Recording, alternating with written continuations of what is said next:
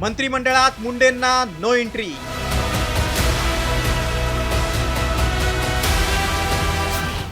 मुंडेंचा विषय 2 वाक्यात संपला. कुठल्याही भेटीमध्ये मंत्रिमंडळाबद्दल चर्चा झालेली नाही. मंत्रिमंडळाची चर्चा ही धनंजय मुंडेंच्या स्तरावर होत नाही. अखेर मुंडेंच्या कमबॅकला ब्रेक.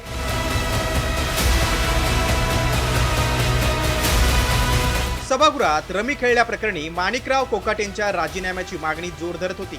तर दुसरीकडे कृषी घोटाळ्यातून उच्च न्यायालयानं धनंजय मुंडेंना क्लीन चिट दिल्यानं मुंडेंनी थेट मुख्यमंत्री फडणवीसांची भेट घेत कृषी मंत्रीपदासाठी लॉबिंग सुरू केल्याची चर्चा होती. मात्र मुख्यमंत्र्यांनी धनंजय मुंडेंच्या मंत्रिमंडळातील कमबॅकचा विषय अवघ्या 2 वाक्यात संपवलाय. तुमची माहिती अर्धवट आहे. त्यांनी 3 वेळा माझी भेट घेतलेली आहे आणि वेगवेगळ्या कारणाने भेट घेतलेली आहे. कुठल्याही भेटीमध्ये मंत्रिमंडळाबद्दल चर्चा झालेली नाही.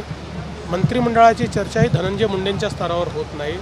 मंत्रिमंडळाची चर्चा मी, अजितदादा आणि एकनाथराव शिंदे करतो. खरं तर संतोष देशमुख यांच्या हत्या प्रकरणात वाल्मिक कराड कनेक्शन समोर आल्यानंतर धनंजय मुंडेंना मंत्रिपदाचा राजीनामा द्यावा लागला.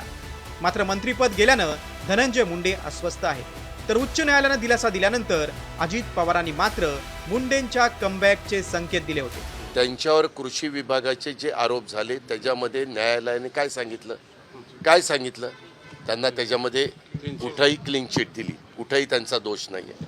परंतु जी काही बदनामी व्हायची ती तर झाली. न्यायालयीन चौकशी चालू आहे.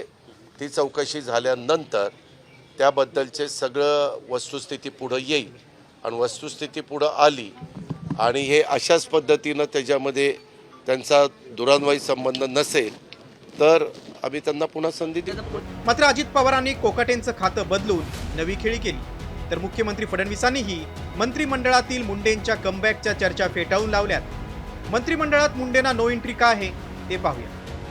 आमदार धस यांच्याकडून मुंडेंवर 169 कोटींच्या कृषी घोटाळ्याचे आरोप आहेत. महादेव मुंडे प्रकरणी संशयाची सुई वाल्मिक कराडच्या दिशेनं आहे. कराडच्या राईट हँड गोट्या गीतेच्या क्रूरतेचेही कारनामे समोर आले. सरपंच संतोष देशमुखांपाठोपाठ महादेव मुंडे प्रकरण ही वाल्मिक कराडमुळे धनंजय मुंडेंवर शेकण्याची शक्यता आहे.